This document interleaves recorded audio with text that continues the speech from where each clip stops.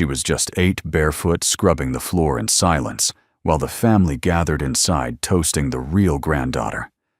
But when a passing single dad stepped through the kitchen door and saw her, everything changed. What happened next wasn't loud. It wasn't dramatic. It was quiet. And it rewrote every rule about love, belonging, and the kind of family we choose. If stories like this speak to your heart, go ahead and subscribe so you won't miss the ones that stay with you long after the last word. Now let me take you back to where it all began. Bo Thatcher wasn't supposed to be there that night. His shift had ended 2 hours earlier, and he should have been home microwaving a bowl of chicken pot pie while his old Labrador Murphy snored by the heater. But the sous chef had called in sick, and when Bo's phone rang, he didn't hesitate. The wedding was for a family he'd cooked for back in his fine dining days before life crumbled, and he still owed the restaurant manager a favor. The ballroom shimmered in soft, golden light. Crystal chandeliers dripped elegance. The laughter of the rich floated like perfume through the air. Bo moved silently through the kitchen, flipping crab cakes, with muscle memory keeping his head down. He didn't belong in that world anymore, not since Nora died. He was about to return to the prep station when he noticed a strange flicker of movement near the back corridor where the cleaning supplies were kept. Something didn't sit right. Maybe it was the stiffness in the air, or the way the light glinted off a puddle that hadn't been there 10 minutes ago. He followed the instinct that had never failed him as a father. The narrow hallway was dim, cold. As he rounded the corner, he saw her, a little girl maybe 8 years old, kneeling on the tile floor. She was furiously scrubbing with a rag twice the size of her hands. Her fingers were raw, her knees red against the soaked linoleum. She wore a frilly, pale pink dress, one that didn't belong to this setting of mop buckets and industrial bleach. Her shoes' patent leather sat discarded by the door. Bo froze. She didn't see him at first. Her small shoulders trembled under the weight of invisible orders. She muttered to herself, barely audible. They said, "I have to finish before the cake. I'm not the real one anyway." He stepped closer, slowly, gently. "Hey, sweetheart. Are you okay?" She jolted upright, startled but didn't scream, just stared. Her eyes were huge, hazel with golden specks, and filled with a mix of fear, confusion, and something else Bo hadn't seen in a child's eyes for a long time: resignation. "Who told you to clean this?" he asked, keeping his voice low. She wiped her hands on the hem of her dress, embarrassed. "Grandma. She said I needed to stay useful. Juniper gets to be with the guests, 'cause she's her real granddaughter." Bo felt something crack deep in his chest. He crouched down to her level, his hands resting lightly on his knees. "What's your name?" he asked. "Saffron," she whispered. "Saffron," he repeated. "That's a beautiful name." "I'm Bo." She looked at him uncertain. Bo stood up, unbuttoned his chef's jacket, and gently draped it over her shoulders. "Come with me," he said, offering his hand. Her little hand slid into his without a word. Bo didn't think. He walked out of that back hallway past the stainless steel trays and the watchful eyes of the kitchen staff. Out through the swinging double doors and into the ballroom. The music was playing. Guests were clinking glasses. A spotlight circled the dance floor where the bride and groom twirled in bliss. And there, seated at the family table, was a young girl about Saffron's age, dressed in the same shade of pink, polished, pampered, posed. Juniper. Heads began to turn. Bo kept walking Saffron beside him, barefoot and quiet jacket hanging awkwardly off her shoulders like a flag of forgotten dignity. The bride paused mid-spin. The groom blinked. Murmurs rose. Bo found the elderly woman he assumed was Grandma, Mirabelle Vale, diamond brooch, cold eyes, thin smile that cracked only when necessary. She looked up. "What is the meaning of this?" she snapped. Bo met her gaze steady, This little girl, he said, was scrubbing your kitchen floor, while your other granddaughter was being toasted by strangers. That child, Mirabelle said, each word laced with venom, is not my granddaughter. Silence fell like a sheet over the room. Saffron's hand tightened in Beau's. He turned to the crowd, not caring anymore about his job, his bills, or the decorum they all worshipped like gods. She may not be your blood, he said quietly, but she's still a child, a human being. And tonight, not one of you thought to ask where she was. Then he turned and walked out. They sat in Beau's old truck heater humming. Saffron sipped hot cocoa from a to-go cup he snagged from the restaurant's break room before they left. She didn't say much, just stared out the window jacket still wrapped around her like armor. Beau watched her from the driver's seat, the storm of thoughts in his chest louder than the rain on the windshield. He wasn't supposed to get involved, but he'd seen that look before in the mirror, back when grief had hollowed him out. He'd seen it in his daughter's eyes too during those first few months after Nora's accident. He couldn't unsee it again. Saffron finally looked up. "Are you going to take me back?" Beau shook his head slowly. "No, honey. Not tonight." She nodded once, then curled up against the door and fell asleep. Beau sat there a long time, and as the rain softened and the wipers slowed, he realized something. This wasn't just about rescuing a little girl from a cruel moment. It was about rescuing them both from the floor the world made them kneel on. Beau woke before dawn as he always did. He padded into the kitchen in wool socks, careful not to make a sound. The tiny beach house he'd inherited from his mother creaked in all the familiar ways, just enough to remind him it was still standing. Still holding stories within its walls. But this morning, the house felt different, as if something fragile and sacred had been left on the kitchen counter overnight. Through the cracked door of the guest room, he heard steady breathing. Saffron was still asleep, curled under the patchwork quilt his daughter once adored. Her tiny frame barely made a dent in the mattress, yet her presence filled the room. Beau leaned against the kitchen counter, rubbing a hand through his unruly dark hair. He knew he should call someone, maybe child services, maybe the police. But every part of him recoiled at the thought. He didn't know Saffron's full story yet, but he knew enough someone had looked at her and seen less, and he wouldn't be another person who did that. Instead, he brewed coffee and stared out the window at the rising sun, unsure if he was doing the right thing. Only certain he'd never forgive himself if he returned her to the people who made her scrub floors in a party dress. By 9 a.m., Saffron was up and sitting at his kitchen table, legs swinging as she watched him make pancakes. Beau slid a plate in front of her. She blinked at the stack. "These are for me, sure are."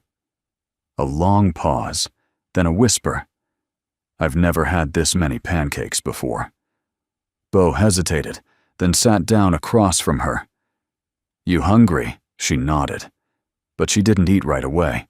She just looked at the food like it might vanish if she touched it too quickly. Beau let the silence breathe. After a few bites, she looked up and asked, "Am I in trouble?" Beau shook his head. "No. But we're going to find your mom today." "Okay." Saffron's fork stopped midair. "She didn't know I was at the wedding. Grandma said she needed help in the kitchen, and Mom had to stay home. Do you know where home is?" She nodded, a little more hopeful now. "It's in Coral Bend, on Ivy Street. Yellow door, lots of stairs." Beau smiled. That's a start. They drove to Coral Bend, a quieter part of town, where the sidewalks cracked with age, and the roses bloomed wildly in untamed gardens. Beau found the yellow door easily. It leaned slightly to the left, and the steps were lined with terracotta pots full of wilting herbs. A wind chime made from silverware tinkled softly above the porch. He knocked. A moment later, the door opened, revealing a woman in her early 30s, sitting in a motorized wheelchair. Her long auburn hair was pulled into a low bun, and she wore a faded apron over a soft blue sweater. She looked tired, but her eyes were alert, piercing even, and when she saw Saffron standing behind Bo, they filled with tears. "Safi," she whispered. Saffron ran forward and threw her arms around her mother's neck. The woman embraced her tightly, closing her eyes, as if breathing her child in. Bo stood back, hands in his coat pockets, not wanting to intrude. But the woman looked up at him and offered a trembling smile. "You must be the man who brought her back." Bo nodded. "Bo Thatcher." "I didn't mean to intrude. She was well working at the wedding. I couldn't leave her there." The woman exhaled sharply, half laughing, half crying. Of course she was. Mirabelle has a way of rewriting rules, including ones about children. Mirabelle's your mother. The woman nodded, bitterness flickering across her face. "I'm Elowen Vale. And yes, she's my mother, though she hasn't called me her daughter in years." Bo took a step closer. She said Saffron isn't really her granddaughter. Elowen's eyes darkened, but her voice stayed calm. "She's not technically. I wasn't married. The father disappeared before Saffron was born. That was enough for Mirabelle to write us both off." Bo felt heat rise in his chest. "So she made your daughter clean her floors instead of letting her attend her cousin's wedding." "She doesn't see her as family," Elowen said flatly. "Not really." There was a silence, then deep and raw. Bo looked at the worn floor behind Elowen's chair, at the boxes stacked near the walls, at the small kitchen through the open doorway, bare shelves, chipped tiles. He could feel the weight of years pressing in from every corner. "You okay here?" he asked quietly. Elowen lifted her chin. "We get by. I do what I can. I used to cook back when I had a job that paid more than pity wages. But after the car accident, well, kitchens aren't built for wheelchairs." Bo nodded slowly. "Mine is." She looked at him, unsure what to make of that. "I have a small place by the beach," he explained. "It's not fancy, but it's got a wide kitchen, a second bedroom, and a stove that could use someone who knows what they're doing." Elowen tilted her head. "Are you offering me a job?" Bo smiled. "I'm offering you a place to stand again, even if you're sitting." She blinked, stunned. "You don't even know me." I didn't know Saffron either, but I knew enough. A long pause. Then Elowen whispered, "Can I think about it?" "Of course." Bo turned to go, but Saffron rushed forward, grabbing his coat. "Can I come with you again?" "Just for a little while." Bo knelt to her level, meeting her eyes. "That's up to your mom." Elowen looked at her daughter, then at Bo, and something inside her softened. "One night," she said. "But only if you bring her back with pancakes." Bo chuckled. "Deal." The beach house sat low against the dunes, tucked like a secret between wind-bleached fences and wild lavender. When Bo opened the front door, with Saffron at his side, the place felt almost reverent, like it too had been holding its breath.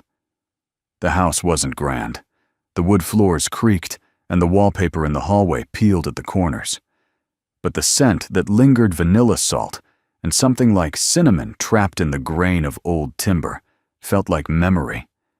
It wasn't fancy, but it was warm, and more importantly, it had a kitchen.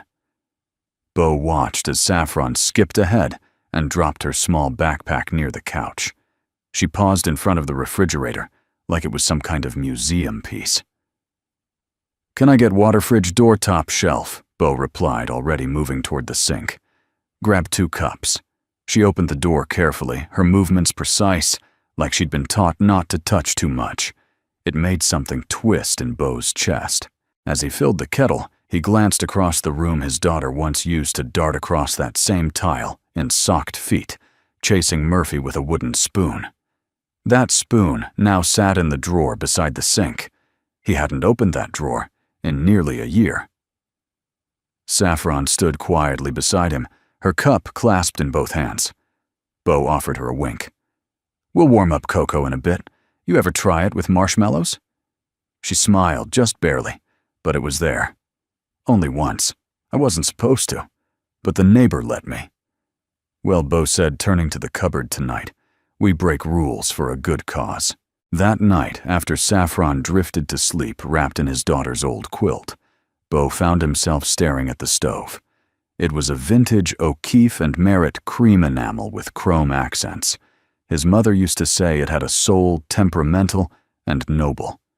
This stove, she once said, hands on hips, and eyes shining only cooks for people who deserve to be fed with love. Bo hadn't cooked on it in months, not since Nora's passing. He'd used the microwave, the toaster oven, a borrowed griddle at the back of the community center. But the stove had sat cold. Tonight he reached out and placed a palm on the cool metal. For a moment it felt like reaching into his past.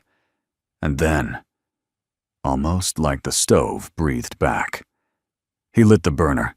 It caught on the first try. The next morning, Bo kept his promised pancakes this time, with blueberries and whipped cream. Saffron devoured hers.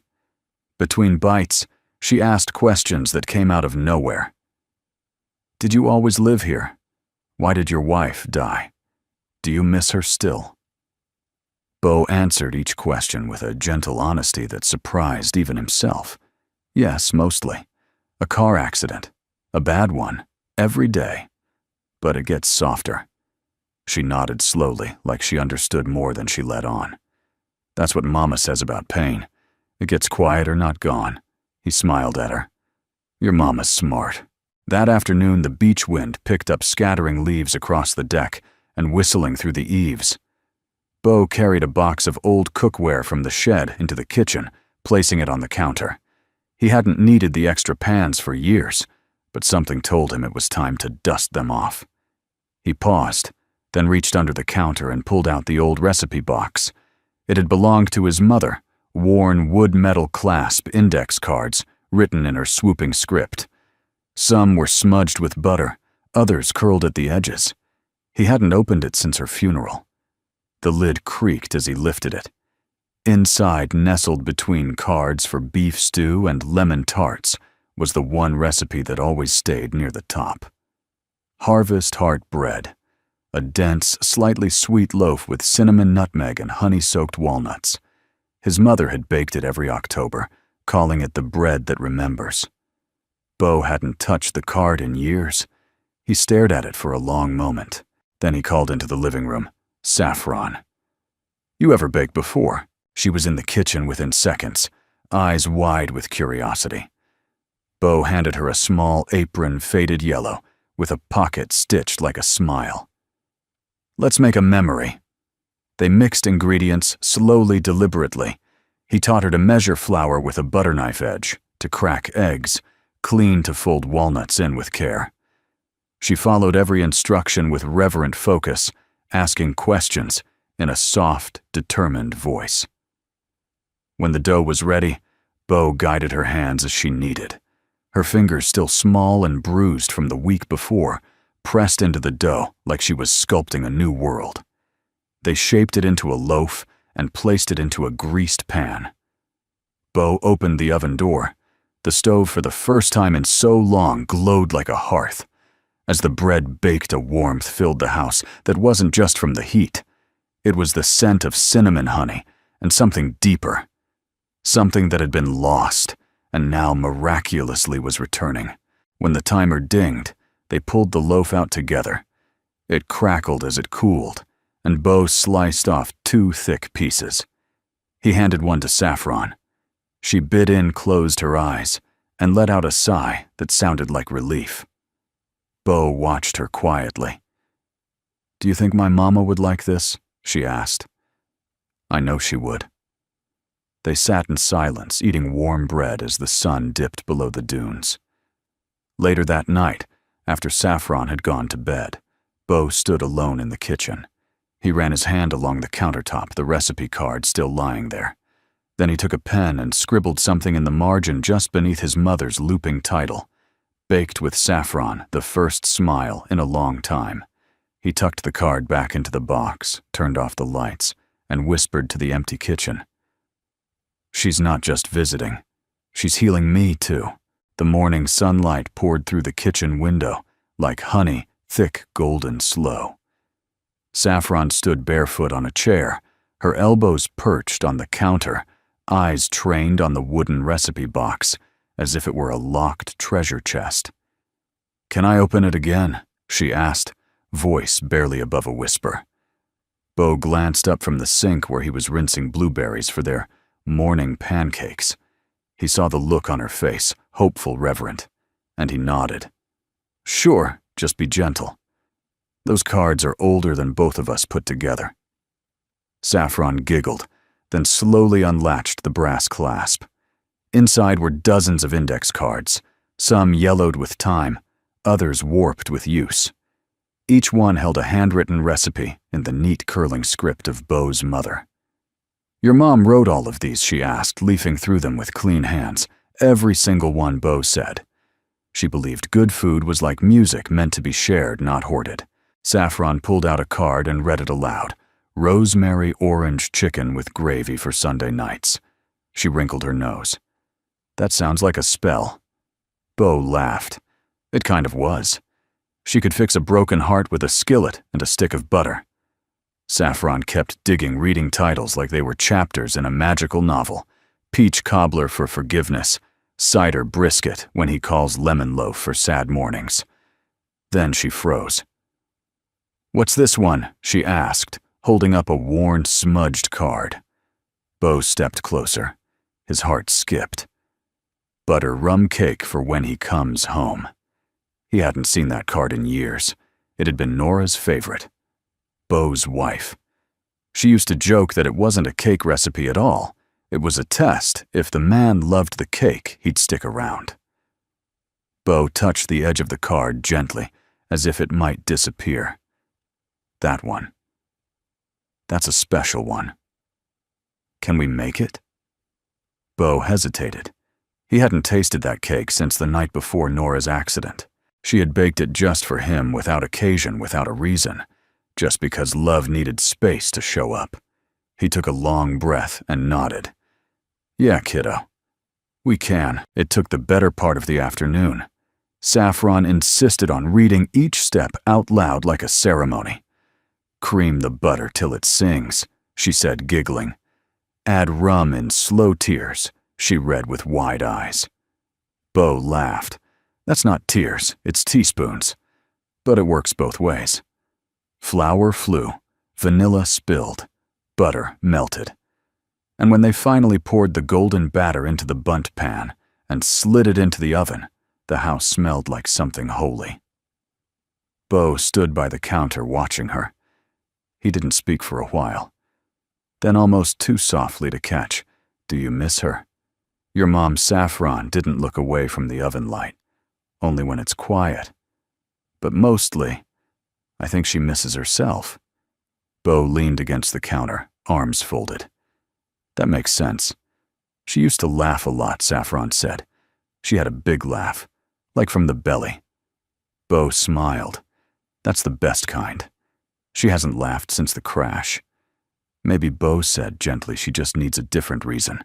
Later that evening, they packed the cooled cake into a bakery box Beau had kept in the pantry, tied it with twine, and drove toward Ivy Street. The yellow house looked the same, weathered and tired, but this time the porch light was on. Beau rang the bell cake in hand, and Saffron stood tall beside him, proud as if she'd made the dessert for a state fair. Elowen answered in her wheelchair, her red hair tied loosely, and her eyes surprised. "You brought me something," she asked. Beau held up the cake box. "We figured you could use something sweet." She took it, her hands shaking just slightly. "You didn't have to." "But we wanted to," Saffron interrupted, stepping forward. "This is butter rum cake for when he comes home. From your stove to ours." Elowen blinked at the title, then laughed a short, breathy sound that broke like a window in spring. "That's quite a name." Saffron beamed. It's the first recipe we made from the box, the first that felt like more than food. Elowen opened the box, peered in, and then she stopped. Bo watched her face soften, watched the memory wash over her like a tide. I remember this smell, she said. I baked something like this once before the accident. It filled the whole apartment. We danced in the kitchen. Bo said nothing, letting the moment carry itself. Elowen looked up slowly. Would you two like to stay for dinner? They ate on folding chairs in the living room, plates balanced on laps, laughter weaving between bites of pasta and awkward sips of lemonade. Elowen had cooked a simple garlic fettuccine with roasted tomatoes, and though her movements were slow, every gesture felt intentional, graceful. Bo noticed how the light shifted in her as she cooked, the way her voice carried again, the way she told a joke halfway through stirring the sauce. It wasn't just food. It was her reclaiming something she'd lost. After dinner, Saffron fell asleep, curled in a blanket on the sofa. Bo and Elowen sat quietly watching the girl's chest rise and fall in steady rhythm. She's safe with you, Elowen said softly. I hope she feels that way. She does, she said, then added, so do I. Bo met her eyes. I meant what I said. My kitchen's wide. My stove's lonely. And we could use more of your sauce. Elowen smiled slowly, cautiously. Are you offering me a job again? He chuckled. No, this time I'm offering you a place at the table. It started with one loaf of bread. Bo didn't mean for it to be anything more than a quiet gesture. He and Saffron had baked it the night before, a warm molasses-rich loaf from the recipe box titled Autumn Wheat for Gathering Days. He brought it to his neighbor May Jenkins, who had recently lost her husband of 53 years. She opened the door, took one whiff of the loaf, and burst into tears. Not the wrenching kind, but soft, grateful ones, like someone had reached through time and handed her a memory she thought was gone. That was the first delivery. By the end of the week, Bo and Saffron had made 5 more loaves for 5 more neighbors each, with a small card tucked inside that simply read, "A taste of warmth from the stove by the sea." Saffron named it Bread Day. And like most of her ideas, it stuck. Every Friday morning, she and Bo woke early, tied on aprons, hers still too big, and cinched with a clothespin, and picked 3 or 4 recipes from the box. Sometimes Elowen joined them, her wheelchair nestled at the corner of the kitchen, a wooden spoon in hand, directing like a conductor, guiding a symphony. Their rhythm developed naturally. Saffron measured and sifted. Bo stirred and handled the heavy lifting. Elowen, once unsure of her place, began experimenting again, adding citrus zest to banana loaves, swapping in rosemary where cinnamon once ruled. Each batch bore their fingerprints, their stories, and the town began to notice. It was May Jenkins who first suggested the obvious. "You should sell these," she said, one Saturday morning, holding a still warm scone to her heart. "I haven't had anything like this since my wedding day." Bo smiled, brushing flour from his forearm. "We're just sharing." Well, she said, fixing him with the stern look of a retired school principal, maybe it's time the town shared back.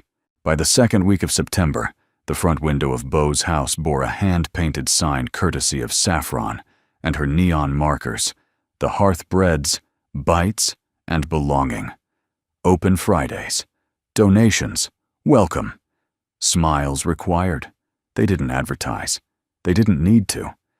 The scent did the work, cinnamon and yeast and brown butter curling out toward the sidewalk like a whisper of welcome. People came slowly.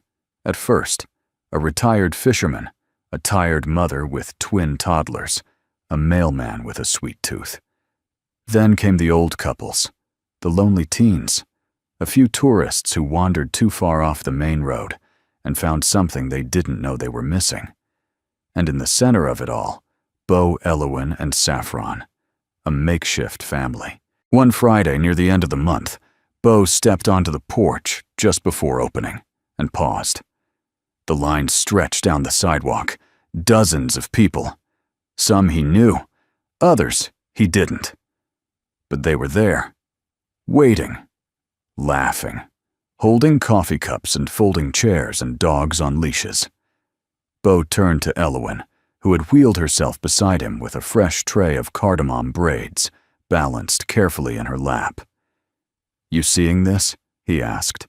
She smiled, her eyes crinkling at the corners. "I am." Beau let out a low whistle. This isn't just bread anymore. Elowen looked out over the crowd. It's connection. You gave them more than warm crusts and soft centers. You gave them a reason to gather. Beau swallowed hard. "We gave them." She looked at him, then truly looked, and in her eyes he saw not just the woman who had survived grief and injury and rejection, but the girl she must have once been. The one who believed food could fix things, and for the first time in years, he let himself believe it too. Inside, Saffron had donned her honorary head baker sash, constructed from leftover ribbon and too many stickers. She greeted each customer like an old friend, handing out bread, wrapped in wax paper, and folded napkins bearing handwritten notes. One old man took a bite of lemon honey rye and said quietly, "This tastes like my mother's kitchen 1952. Then he handed her a $20 bill and refused change. Saffron tucked the bill into the donation jar, looked up at Beau, and whispered, "I think this is the best job ever." Beau chuckled. "It's not bad." Later that night, after the crowd dispersed and the house smelled like cooling dough and lavender soap, Beau found Elowen on the back deck. She sat with her eyes on the horizon, a light blanket over her lap, her hair loose and curling in the salt air. "You did good today," Beau said. "We did good," she corrected. They sat in silence for a moment. Then Elowen spoke quietly. "Do you ever feel like this is what we were supposed to do all along?" Beau leaned back in the chair beside her. "Yeah, I do." She turned toward him. "I'm scared to want this." He met her gaze. "Me too. I mean, what if it doesn't last? Then we keep baking." She laughed, really laughed, and Beau felt the sound settle into his chest like a steady drumbeat. "You're not afraid of much, are you?" she asked. "I'm terrified," he replied.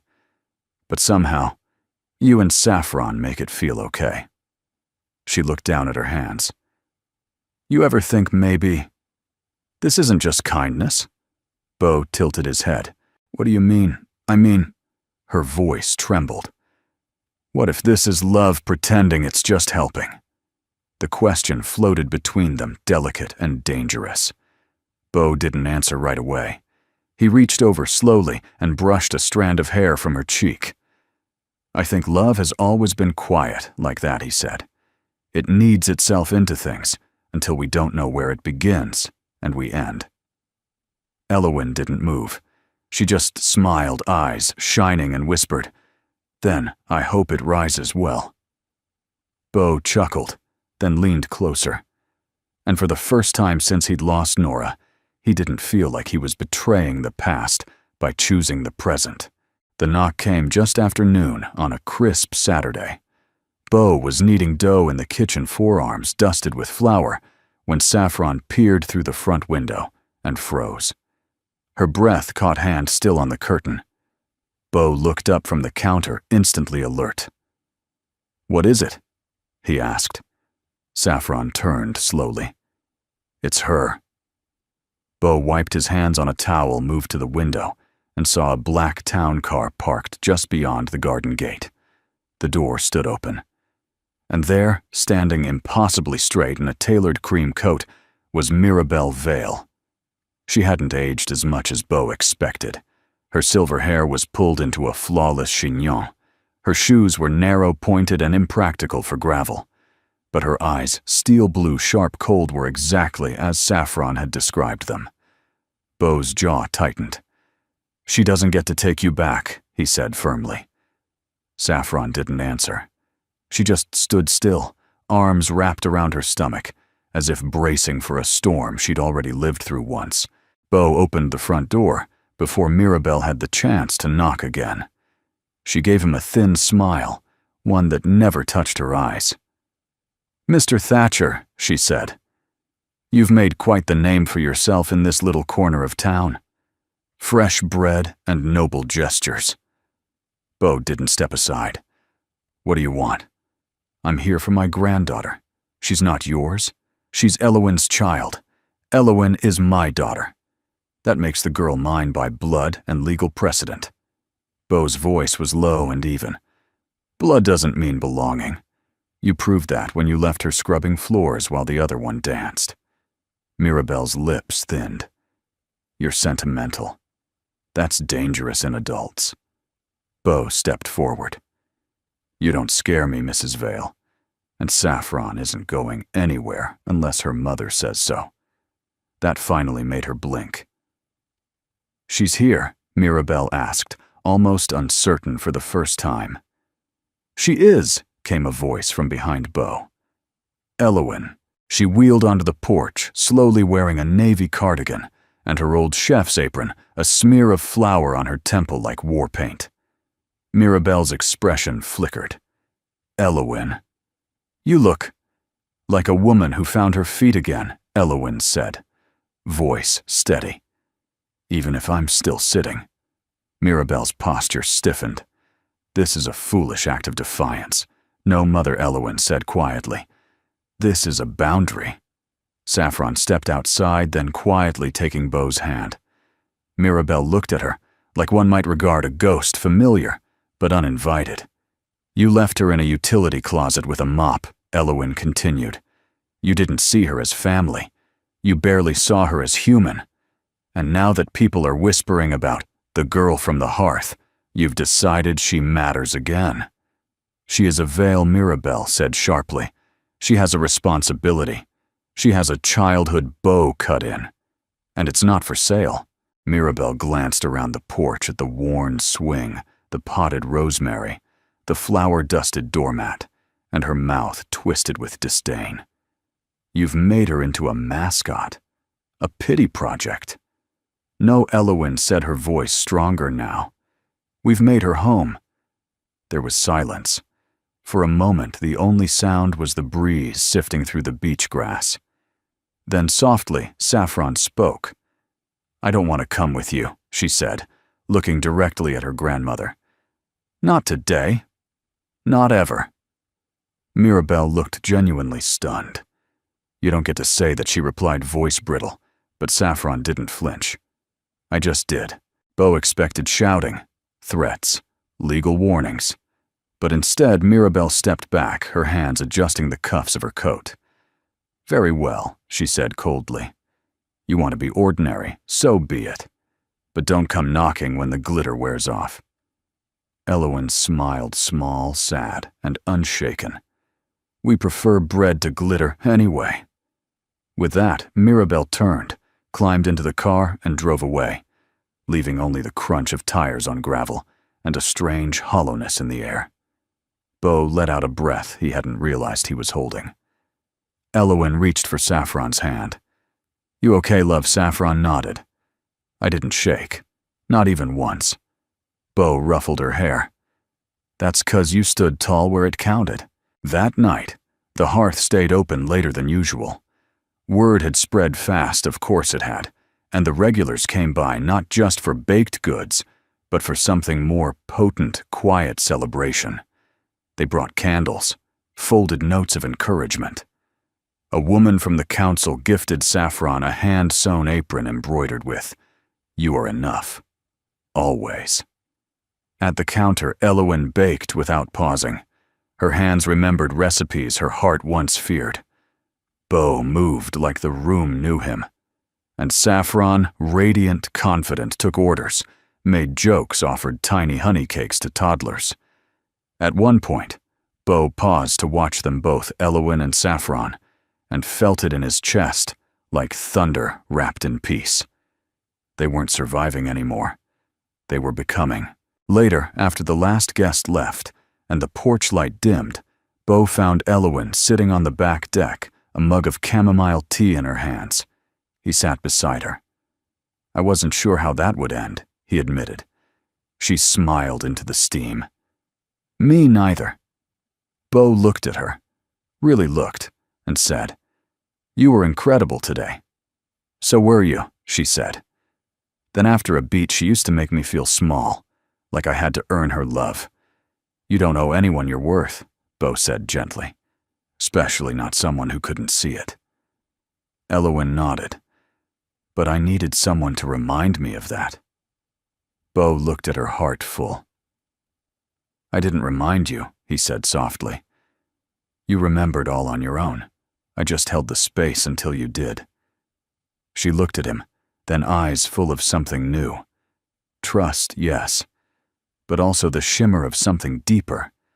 And maybe it had been waiting all along. The storm rolled in just before dawn. The windows of the beach house rattled lightly as wind tugged at the eaves and waves pounded the shore harder than usual. Bo awoke to the distant rumble of thunder, then the soft shuffle of feet just outside his room. He stepped into the hallway and found Saffron already awake, standing barefoot in her favorite oversized sweater, cradling the old recipe box in her arms. "I couldn't sleep," she whispered. The thunder sounded like someone knocking. Bo smiled gently. "No ghosts here, kiddo. Just weather with a temper." Saffron nodded but didn't move. Bo gestured toward the kitchen. "Come on. I think this morning calls for cinnamon toast and warm apple cider." They worked quietly in the soft yellow light of the kitchen, Bo slicing the bread they'd baked yesterday. Saffron dusting each slice with sugar and cinnamon like she was blessing them. Elowen wheeled in just as the toast was browning, wrapped in a flannel shawl, eyes still sleepy. Smells like my childhood," she murmured. Bo poured cider into mugs. That was the plan. Saffron brought the recipe box over and opened it carefully in front of Elowen. "We thought we'd pick something cozy." Want to help Elowen reached in fingers trailing across the cards like they were old friends. She pulled one out near the back, one Bo didn't recognize right away. The card was slightly water damaged, and the ink had bled in places. On the top, in Bo's mother's looping handwriting, was written, "For when he needs to know the truth." Beneath the recipe for honey almond scones taped to the back of the card was an envelope. Bo stilled. "What's that?" Saffron asked. Elowen gently peeled the envelope from the back and turned it over. In faded blue ink, one word was written, Bo. His name. In his mother's handwriting. Bo swallowed hard. "I didn't know this was in here," he said. He opened it slowly, carefully, like the paper itself might crack. Inside was a single sheet of stationery folded once. "My Bo. If you're reading this, it means the box found its way to the right hands. I never was good at talking about feelings face to face. That's why I baked. That's why I left you this mess of flour and sugar and hope. There's something you need to know.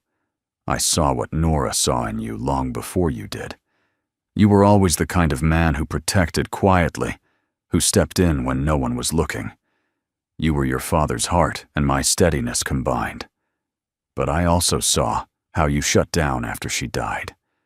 And I know what you're thinking. How dare I write this from beyond? But son, grief doesn't end you. It asks you to change, to grow.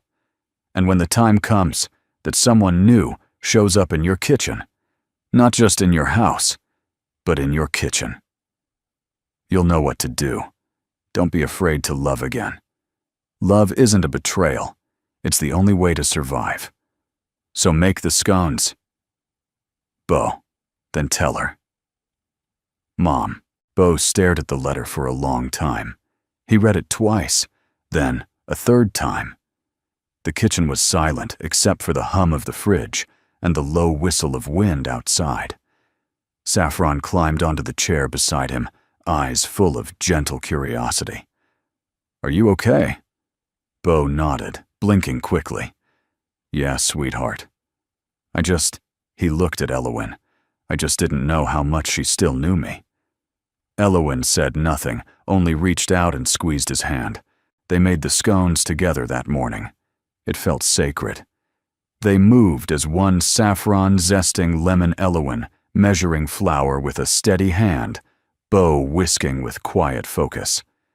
The house filled with the scent of butter and almond-sweet citrus and memory. The first batch came out golden and tender. Bo wrapped 3 in a napkin and stepped outside for a moment. The sky was bruised with storm clouds, but the rain had paused. He looked out toward the horizon, took a breath, and said softly into the wind, "Thanks, Mom." Then he came back in, and the world somehow felt steadier. That afternoon, while Saffron napped under a pile of quilts, and Murphy snored by her feet, Bo and Elowen sat on the back porch, sharing the last 2 scones and mugs of strong tea. Elowen held the letter in her lap. She hadn't asked to read it, but Bo had offered it anyway. Now she folded it carefully and handed it back. She was a remarkable woman, she said. She was, Bo agreed, stubborn, soft and secret, could bake forgiveness into shortbread. Elowen smiled. "You're a lot like her." Bo looked at her. "I hope so." Then after a pause, "There's more I want to say, but I keep thinking maybe it's too soon." Elowen leaned in slightly. "I'm listening." Bo hesitated, then said, "I think..." My heart started beating again the day I saw Saffron in that kitchen, and every day since it's gotten louder. You and her, this house, this kitchen, you brought me back to myself. Elowen's eyes shimmered. "I was broken when I got here," she whispered. "But your home gave me room to rebuild." Bo reached out, brushed a crumb from her lower lip, then let his hand linger along her cheek. "We don't have to name it yet," he said. "But it's real. Whatever this is, it's real." She nodded. "It is." He leaned in slow and certain and pressed his lips to her forehead, a kiss that said, "I see you. I respect you. I'm not going anywhere." And she closed her eyes, letting herself believe it. That night, as the wind picked up again and the storm returned in earnest, Bo tucked the letter back into the recipe box, not as an ending, but as a beginning. Because sometimes truth isn't a reckoning, it's a recipe. And love, he was beginning to understand, wasn't a single flavor. It was a full meal, warm, messy, and worth waiting for. It began with a dropped mixing bowl. Not a dramatic crash, just a soft clatter against tile enough to make Saffron spin around and Bo rush into the kitchen with a towel already in hand. But what they saw made them freeze. Elowen wasn't in her chair. She was standing, wobbly, pale, breath held like a tightrope walker. But she was up. Her hands clutched the edge of the counter, and one foot, just one, was rooted firm on the floor, while the other trembled behind it, heel barely grazing the tile. Bo dropped the towel. "Elowen," he said softly, as if a louder voice might startle the moment into vanishing. She looked up at him, and for a beat, her eyes filled with the quiet terror of someone who had been told for too long what wasn't possible. Then she smiled. It was the kind of smile that didn't come from joy alone, but from defiance, grit, and something more ancient than hope. I didn't mean to," she whispered. "I just reached." Bo didn't move.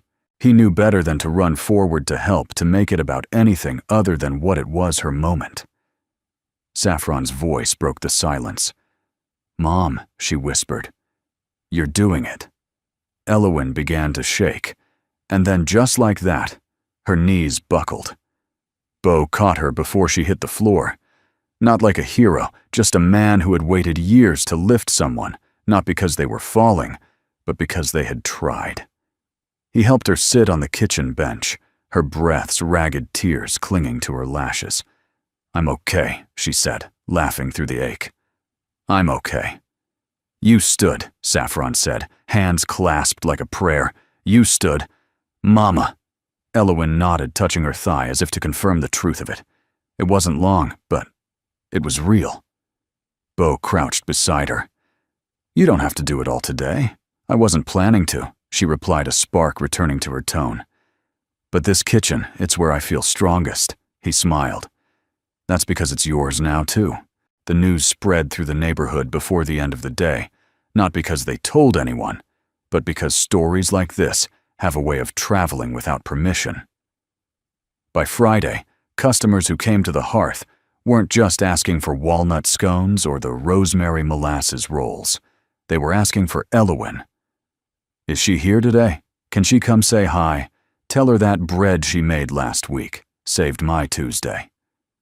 Bo watched as Elowen, now wheeling more confidently than ever, rolled through the bakery-turned living room and greeted each person like they were an old friend. But something had shifted. She wasn't just part of the kitchen. She was the center of it. That Saturday, Mae Jenkins pulled Bo aside as he was boxing up a dozen orange cardamom buns. "You ever think about making this permanent?" she asked. "It is permanent," Bo said. Confused. "I mean a real storefront," Mae clarified. "Downtown. Lease the old florist shop. Make the hearth something this town can't ignore." Bo blinked. "That sounds enormous." "You're already feeding half the county from your porch," she said, raising an eyebrow. "Time to let the oven match the dream." Bo didn't answer right away, but the idea lodged in his chest like rising dough, quiet, warm, expanding by the hour. Later that night, Bo brought it up over dinner. He expected Elowen to hesitate, to question the risk. Instead, she leaned forward and said, "I've already sketched the layout." Bo blinked. "You what I've been dreaming about it," she said. "Double ovens, lowered counters for me, a chalkboard wall for the daily menu, and a corner just for Saffron to do homework or make a mess." Saffron grinned. "Can I also paint the wall?" Elowen chuckled. "Within reason." Bo looked between them and realized something he hadn't fully named until now. They weren't just surviving together. They were building a life, a business, a home. He reached into his jacket pocket and slid a folded piece of paper across the table. Elowen opened it slowly. Her breath caught. It was a lease application. The florist shop on Main Street. "Bo," she whispered. "I don't want to do it without you," he said. "I could, maybe. But I don't want to." She looked at him for a long moment, then down at the paper. "Let's build something they can't ignore," she said softly. 2 weeks later, the florist sign came down. The hearth moved into its new walls with the help of neighbors' donated paint secondhand chairs and 3 dozen volunteers who insisted on taste testing every new menu item. The smell of cinnamon and yeast wrapped around the building like a welcome mat. Elowen oversaw the layout from her chair, like a general marshalling troops. Bo handled the heavy lifting, and Saffron declared herself Minister of Joy, placing stickers on the register and naming the sourdough starter Waffles. On opening day, a local newspaper ran a feature story, "From Grief to Gratitude," the bakery that's feeding more than stomachs. Lines stretched down the block. People came for the food. Yes, but they stayed for what it represented. A woman who learned to stand in a world that told her she couldn't. A child who went from invisible to unforgettable. And a man who dared to love again through the language of bread. That night, after the last door locked and the last crumb was swept from the floor, Bo turned off the lights one by one. He found Elowen sitting at the front counter, the new sign behind her gleaming softly. The hearth, where every step is love. He poured 2 glasses of cider and handed her one. "We did it," he said. She smiled. "We are doing it." Then she added quieter, "And I think I want to learn to walk again." Bo didn't respond right away. He didn't need to. He just reached for her hand and held on. It was Saffron's idea. She had been unusually quiet one afternoon, sitting at the back corner of the bakery, with a pencil in one hand and a blank index card in the other. Bo noticed her furrowed brow and the way her lips moved like she was rehearsing something under her breath. He let her be. When she finally approached the counter, cheeks flushed, she slid the card toward Elowen and said softly, "I want to tell people, all of them, about me." Elowen set down her spatula, wiped her hands on her apron, and looked at the card. A simple title was written across the top in a child's slanted handwriting, "The Girl Who Wasn't Chosen, But Chose Herself." Beneath it was a short, handwritten note, not long, not fancy, but braver than anything Bo had ever read. Elowen read it once, then again, and by the time she lifted her head, there were tears caught in her lashes. Bo read it over her shoulder. "I'm Saffron Vale. My grandma once told me I wasn't really part of the family. But family isn't just names and blood. It's who shows up, who sees you, who lets you take up space. I used to think I had to earn love. Now I know better. Now I help bake it. And that's enough." The community potluck was already on the calendar. It had been Elowen's idea, a celebration of the first full month since the hearth opened on Main Street. She wanted it outside on the wide lawn in front of the bakery, with long tables, borrowed folding chairs, and enough shared dishes to make every guest feel at home. Bo had handled permits, food safety signage, and corralling local musicians. Saffron had painted a banner that stretched across the shop's awning. "You belong here." The morning of the event, the sky was blindingly blue.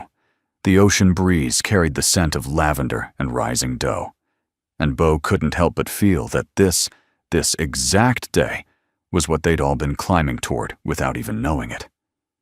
By 4 o'clock, the lawn was full.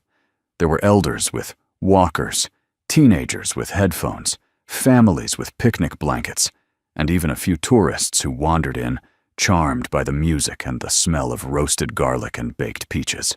Saffron stood near the folding table where Bo and Elowen had laid out trays of olive focaccia, sweet corn muffins, and 4 dozen slices of buttermilk pie. Her eyes scanned the crowd like she was searching for someone. Or something. Bo approached with 2 lemonades and handed her one. "You nervous?" Saffron nodded. "A little. But also, kinda strong." Bo smiled. "That's how you know it's the right time." A small bell rang above the bakery door. Elowen wheeled herself out, holding the recipe box, now polished and adorned with hand-painted flowers, courtesy of Saffron. She placed it gently on the table beside the pies. Bo noticed something tucked into the side of the box. Saffron's card, her story, right where everyone could see it. Bo's heart clenched with pride. As the sun dipped low and the music slowed to gentle strings, Elowen tapped a spoon against a glass and called the crowd to attention. "I wasn't sure I wanted to speak tonight," she said, "but I've learned that when your child finds their voice, you have to follow their lead." She looked over at Saffron, who stood barefoot in the grass arms slightly behind her back. "I used to think healing was something that happened in private," Elowen continued, "in small rooms with whispered hope. But I've come to believe that real healing happens in the open, when someone dares to say, 'This is who I am, and I'm not hiding anymore.'" She gestured to the recipe box. "There's a card in here tonight that didn't come from me, or Bo, or even his mother. It came from someone braver than any adult I know. And if you'll allow her, she'd like to read it to you." There was a beat of silence, then a wave of soft applause. Saffron stepped forward. Bo's chest was tight as he watched her climb the 3 wooden steps to the small porch, stage card in hand. She looked out over the sea of faces and took a deep breath. Then she read. Not rushed, not trembling. Clear. Steady. Honest. When she finished, the crowd didn't erupt. They didn't shout. What they did instead was more powerful. They stood. Every last person. And as Bo looked out over the lawn, he saw hands reach for hearts, eyes fill with tears, heads bow with reverence. They weren't clapping for pity. They were clapping for truth. Afterward, as the stars blinked awake and lanterns cast pools of amber across the tables, people approached Saffron one by one. A retired teacher who had once been adopted late in life. A middle-aged man raised by his older sister. A woman who had grown up in the foster system carrying her last name like a question mark.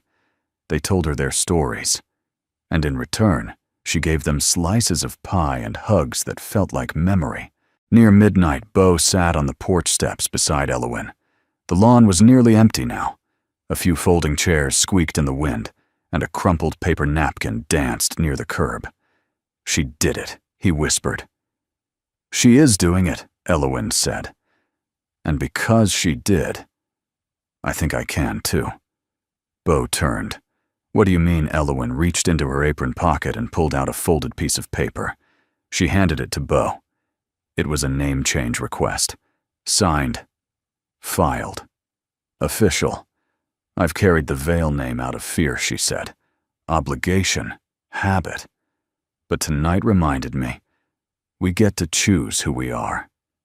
Bo stared at the form emotions tangling in his throat. What name will you use? He asked. She smiled.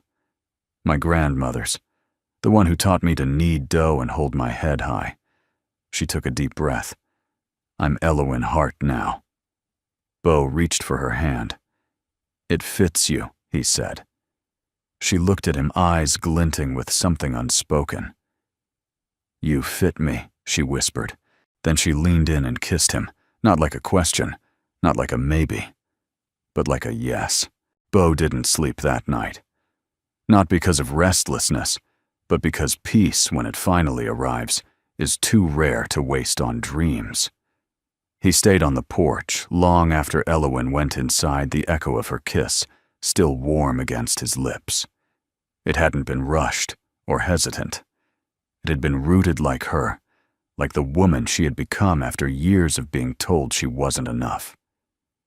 He watched the moonlight spill across the recipe box that still sat on the porch table. Saffron had tucked her story card inside behind Harvest Heartbread, as if it belonged there all along.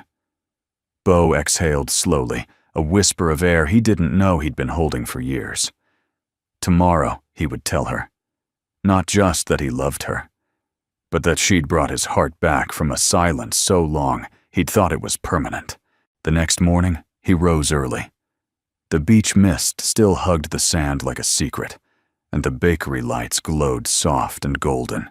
He took down the closed for restocking sign they'd hung for the weekend and replaced it with a fresh one he'd written himself, Special Celebration Menu Today. Come taste something new. Inside, Elowen was already at the counter, her hair pulled back, loosely apron tied high.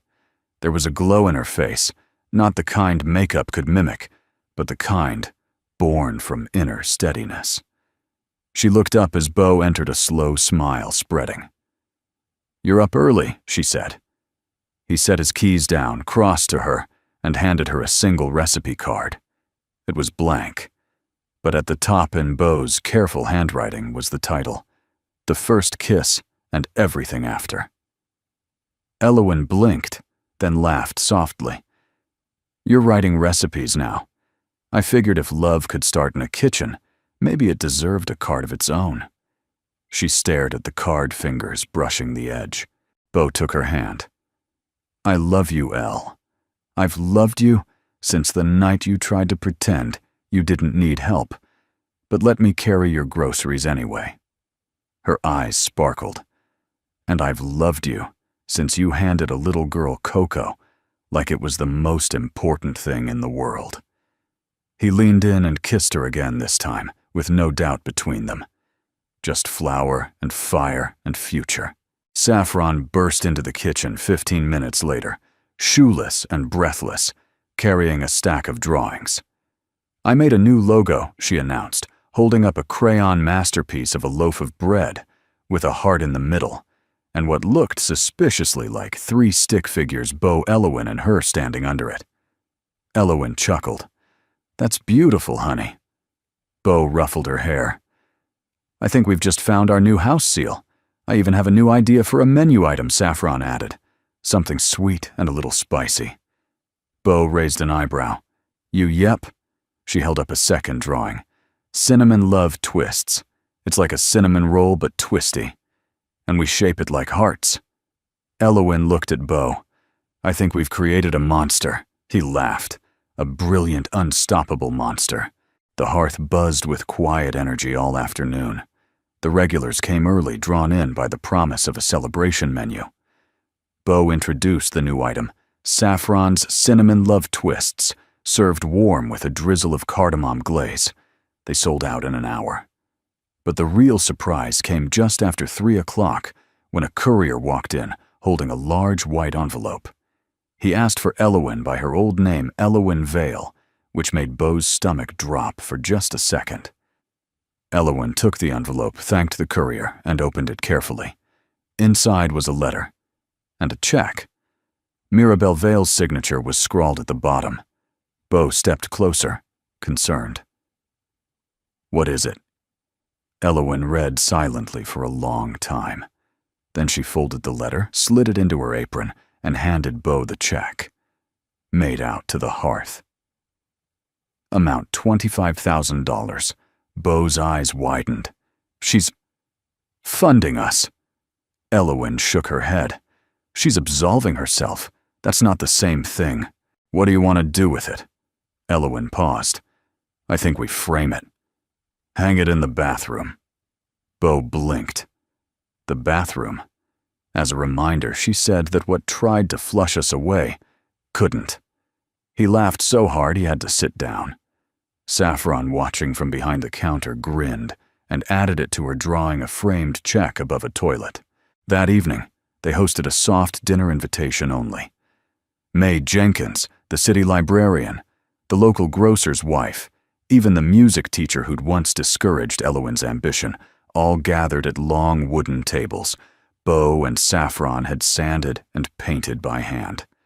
They served roasted butternut squash soup, warm apple cheddar biscuits, and for dessert, a single dish. The first kiss and everything after.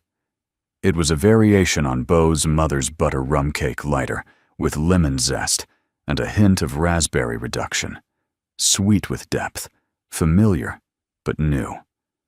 Bo plated each slice himself. Elowen watched from the window, her eyes misting when she heard a guest say, "I think this tastes like falling in love." At the end of the night, Elowen stood and gave a toast, but instead of lifting a glass, she lifted Saffron's, drawing the one with the bread heart and 3 stick figures. "This," she said, "voice steady, is our real logo. A little crooked, a little colorful, but full of heart, full of story." She looked at Bo, and full of beginnings. Bo took her hand as the room applauded. Later that night, the 3 of them stood in the kitchen barefoot, laughing over a spilled jar of flour. Bo looked at the mess and sighed. "Do we clean or just embrace the chaos?" Elowen grinned. "Both. Always both." And Saffron, arms stretched wide, declared, "This is what forever feels like." Bo looked at her, then at Elowen. And for the first time in his life, he agreed completely with a kid covered in sugar. Autumn settled over the town with the quiet confidence of something that had nothing left to prove. The wind turned crisp. Leaves rustled like old songs down Main Street. And at the corner of Juniper and Ellis, the hearth stood warm and golden, spilling the scent of cinnamon-browned butter and honeyed apples onto the sidewalk. Inside the bakery had become more than a kitchen. It was a kind of sanctuary. Each corner held a story. The shelf near the register displayed a growing collection of thank you notes and photos left by guests. The chalkboard wall bore Saffron's ever-changing doodles and daily affirmations. Today's read, "You matter more than you know, and we made pie." The community now called the trio by a kind of folklore shorthand, Bo and Elowen, and the girl with the apron full of truth. And on this day, 1 year since the girl first scrubbed floors in silence, and 1 year since a man dared to say, "This is not okay," a new chapter quietly unfurled. They had planned a small celebration, just a few regulars, some warm cider, a caramel pear tart with Saffron's name written in icing. But when Bo arrived to unlock the door that morning, there were flowers on the steps. Dozens. Wrapped in parchment tucked in mason jars tied with twine and paper tags. Each one had a note. "Thank you for seeing us. You made us believe in good people again. This is more than bread. It's home." Bo stood in the doorway, overwhelmed. Elowen came up beside him, lips parted in quiet wonder. And then Saffron ran down the street, her backpack bouncing, cheeks flushed. "I saw them from 2 blocks away," she shouted.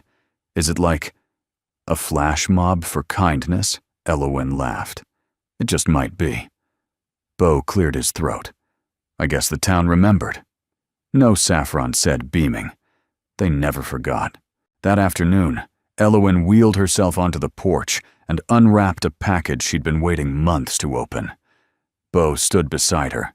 Saffron bounced impatiently on her toes. Inside was the final piece, a handcrafted wooden sign carved by a local artisan, sealed and painted in gold. They lifted it together, mounted it just above the front door, and stepped back to admire the words, "The hearth, where every step is love." There were no speeches, no cameras, just 3 people, once broken, now whole, watching the sunlight catch on letters that had grown from flour and fire and fearless honesty. As the sun dipped low, the front door opened again, and a familiar face stepped into the doorway. It was Juniper. Bo recognized her first, taller now, more grown up, dressed in a soft blue coat, and holding something in her hands, a sketchbook. Saffron went still beside him. Juniper looked nervous, but determined. "Hi," she said. "I saw the article. About everything." Elowen stepped forward slowly, her voice calm. "You're always welcome here." Juniper's eyes filled. "I didn't know back then. I thought I was the lucky one. But turns out you were." She handed Saffron the sketchbook. "These are for you. Recipes I made up. I don't know if they're good, but they're yours now." Saffron opened the book and gasped. Dozens of drawings, notes, flavors, ideas, some silly, some inspired. She hugged her cousin without hesitation. "I've got one," Saffron said brightly. "It's called Cousin's Crumble. We make it together." You and Juniper nodded, tears rolling down her cheeks. "I'm in." Bo stepped back into the bakery, watching the scene unfold. 1 year ago, a girl had been scrubbed out of sight. Today, she was welcoming someone in. That evening, Bo prepared one last surprise. He waited until the bakery had emptied, and the porch was lit only by soft string lights swaying in the wind. He took Elowen's hand and led her inside. On the main bakery wall above the recipe box was a new frame. Inside it, a carefully pressed linen napkin, and stitched into the cloth in Saffron's handwriting were the words, "Her floor no more." Elowen gasped. "Where did you—" "I kept the first apron she wore," Bo said softly. "The one she tied with string. I asked May to help me save it." Elowen touched the frame like it held a holy relic. She never belonged on a floor. "No," Bo said. But she needed to know someone would kneel for her first. Elowen turned toward him. "You gave us both more than a second chance." Bo shook his head. "You gave me one. And now—" He knelt. Not to fix something, not to rescue, but to propose. From his pocket he pulled a small, simple ring. handmade, a soft gold band set with a fleck of beach glass, green and luminous. He looked up at her heart steady. "Elowyn Hart," he said, "will you marry me, not to save you, not to complete you, but to walk beside you for every single imperfect, beautiful step we've got left?" Her hands flew to her mouth. She whispered, "Yes." Then louder, "Yes. Beau. Yes." Beau rose. They kissed, and behind them from the kitchen door, Saffron shouted, "About time." Weeks passed. Leaves fell. The air sharpened. And on a quiet December morning, under a trellis of pine and cinnamon sticks, Beau and Elowyn said, "I do behind the bakery." The whole town came. Saffron stood proudly between them, holding the rings and wearing an apron that read, "Head Baker." Assistant Flower Girl. Miracle Witness. Their vows were simple. Their kiss was not. The hearth glowed long into the night. Candles lined the windows. Music poured from an old record player. People danced, ate, cried, and came back for thirds. And no one wanted to leave. Because they weren't just there for cake. They were there to honor something rare. A girl who found her name. A woman who stood again. And a man who opened his arms and let a miracle walk in with muddy shoes and a recipe box full of second chances.